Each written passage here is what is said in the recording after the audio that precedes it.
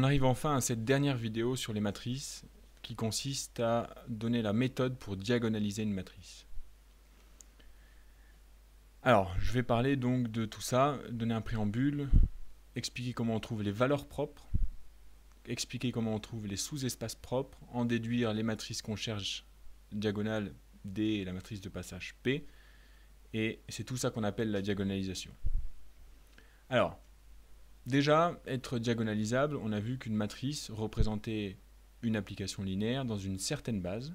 Être diagonalisable, je le rappelle ici, c'est faire un changement de base pour la matrice A, mais un changement de base particulier, puisque ça va rendre la matrice diagonale, et c'est pour ça qu'on l'appelle, au lieu de l'appeler A', on l'appelle D, comme diagonale.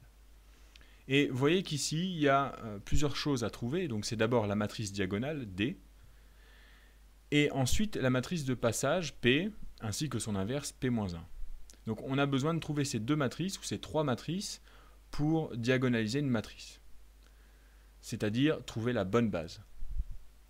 Et pour trouver D, on va avoir besoin de calculer un déterminant, de calculer les racines d'un polynôme, et pour trouver les matrices de passage, on va avoir besoin de résoudre un système linéaire ou plusieurs systèmes linéaires, et ensuite de calculer l'inverse d'une matrice. Donc on va illustrer tout ça à travers un exemple, qui est le suivant, donc dans R3, une matrice, ici, qui représente une application linéaire dans la base canonique β1. Alors la première chose à faire, c'est donc de calculer les valeurs propres. Les valeurs propres, ça sous-entend écrire ce qu'on appelle le polynôme caractéristique de A, qui est défini comme cette quantité-là, c'est le déterminant de A moins lambda fois identité, c'est-à-dire qu'on enlève lambda sur toute la diagonale. Et on calcule le déterminant de tout ça. Donc là, il y a un calcul de déterminant à faire. Donc là, par exemple, je développe par rapport à la première colonne, ici, et puis ça m'extrait 3 déterminants de 2 qu'on peut calculer, et enfin, en factorisant à la fin ce polynôme, j'obtiens cette quantité-là. Bon. Les détails des calculs ici, ce n'est pas ce qui nous intéresse vraiment, c'est plus la méthode. Donc une fois que j'ai calculé le polynôme caractéristique, j'ai un polynôme en lambda, son lambda les inconnus, et je veux calculer les racines de ce polynôme. Et donc ici, je l'ai mis sous sa forme factorisée, donc on a les racines immédiatement, à savoir, ce polynôme admet deux racines, qui sont lambda 1 égale 1, et la deuxième racine, lambda 2 égale moins 3. Et c'est ça qu'on appelle les valeurs propres de la matrice A. Donc tout part de ces valeurs propres, c'est la première chose à faire. Donc on a calculé un déterminant et on a calculé les racines d'un polynôme. Ça, c'était la première étape. Donc maintenant, on va se baser sur ces deux valeurs propres, lambda 1 et lambda 2. Et à partir de ça, on va déterminer les sous-espaces propres associés. Donc ça, c'est du vocabulaire. Hein. Et je vais commencer par la valeur propre moins 3. Donc je vais déterminer le sous-espace propre associé à moins 3. Et je sais que V, donc un vecteur quelconque, qui a pour composante, ici on est dans R3, donc qui a pour composante x, y, z, il appartient à ce sous-espace propre si et seulement si il vérifie cette relation, c'est-à-dire A, la matrice A, moins la valeur propre, donc moins 3 fois l'identité, fois V est égal à 0. Donc ça, si je le réécris, ça me donne ça. Là, j'ai ma matrice auquel j'ai enlevé moins 3 sur tous les termes de la diagonale, c'est-à-dire en fait auquel j'ai ajouté 3. Multiplié par mon vecteur V qui est x, y, z, ça doit être égal à 0. Bah ça, c'est précisément un système. Donc je peux le réécrire en termes de système ici. Là, encore une fois, les calculs, ce n'est pas ce qu'il y a de plus important, mais c'est de comprendre que ce système, si on ne s'est pas trompé dans la valeur propre, il admet toujours une infinité de solutions. Ça veut dire qu'on va avoir toujours plus d'inconnus que d'équations. Donc là, c'est le cas ici. J'ai deux équations en fait et trois inconnus. Donc je mets z en paramètres. Et mes solutions s'expriment en fonction de z. Donc E de moins 3, je peux le réécrire. Donc E de moins 3, en fait, l'espace propre associé à moins 3, c'est les solutions de ce système-là. C'est la définition. Et donc, mon système, je le réécris comme ça. Donc, x vaut moins z, y vaut moins 2z, et z, c'est le paramètre, il vaut z. Et surtout, je vais jusqu'au bout de l'écriture, c'est-à-dire que je réécris ça comme étant égal à z, c'est-à-dire que je sors le paramètre, fois le vecteur là, et c'est ce vecteur-là qui est très important pour la suite. Moins 1, moins 2, 1.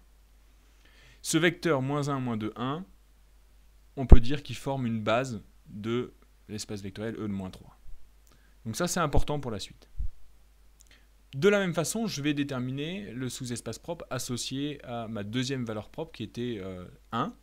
Donc V appartient à E1. Si et seulement si, il vérifie la même chose.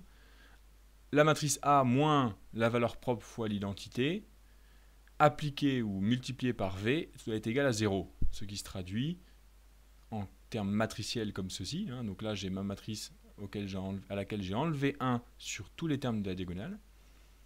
Multiplié par V, x, y, z, ça va être égal à 0. C'est donc encore une fois un système. Et ce système ici, il se résout assez facilement parce qu'en fait, on remarque que toutes les lignes sont les mêmes, un facteur près, et donc en fait, j'ai une équation pour 3 inconnus. Donc 2 paramètres que je choisis, et ça va être y et z. Et finalement, E1, c'est l'ensemble des solutions de ce système, c'est-à-dire E1, j'ai remplacé x par 2y moins z, et puis y et z sont les paramètres, donc ils ne bougent pas. Mais encore une fois, je dois aller plus loin que ça, je dois sortir les paramètres, à savoir y, et il me sort un vecteur 2, 1, 0, plus z, et il me sort le vecteur moins 1, 0, 1. Et ces deux vecteurs, qui apparaissent ici, forment une base de E1. Une fois qu'on a déterminé tous les sous-espaces propres, maintenant il s'agit de faire un bilan et d'en déduire D et P. Alors, on a trouvé que 1 était valeur propre de A, que moins 3 était valeur propre de A. Et en plus, on a dit que l'espace propre associé à 1, il admettait une base à 2 éléments, à 2 vecteurs, ce qui implique que E1 est de dimension 2. Donc ça, c'est important de connaître la dimension de l'espace propre ici, E1. Et puis E-3, lui, il admet moins 1, moins 2, 1 comme base, donc un vecteur de base, et donc, c'est la définition de la dimension, il est de dimension 1. Donc, autrement dit, E1 c'est un plan, et E de moins 3 c'est une droite. Si on a tout ça, on peut en déduire D. D, la matrice diagonale qu'on recherche, c'est la matrice qui a sur la diagonale les valeurs propres de A. Et en fait, j'ai donc deux valeurs propres ici, 1 et moins 3, mais 1, il va se répéter deux fois. Deux fois, pourquoi? Parce que ici, on a une dimension 2. Et moins 3, il va se répéter une seule fois, puisque ici, le sous-espace propre associé est de dimension 1. Donc le 2 et le 1, ils servent ici, quand on écrit la matrice diagonale. Si on a quelque chose de dimension 2, la valeur propre se répète deux fois. Et si quelque chose de dimension 1, la valeur propre se répète une fois. Et puis P, la matrice de passage de bêta 1 à bêta 2, en fait, c'est les vecteurs qu'on a trouvés comme base des sous-espaces propres, mis côte à côte. Donc ici, j'ai le premier vecteur, 2, 1, 0. Ici, le deuxième, moins 1, 0, 1. Et le troisième, moins 1, donc là, il y a une petite erreur, moins 1, moins 2, 1. Donc bêta 2, c'est toute ma base, c'est ce qu'on appelle la base de vecteurs propres de A, et c'est celle qui me permet de diagonaliser ma matrice, donc de trouver P, et puis donc, si j'ai P, je peux trouver P-1. Et enfin, je réécris A égale P fois D fois P-1, et c'est ça qu'on appelle diagonaliser la matrice.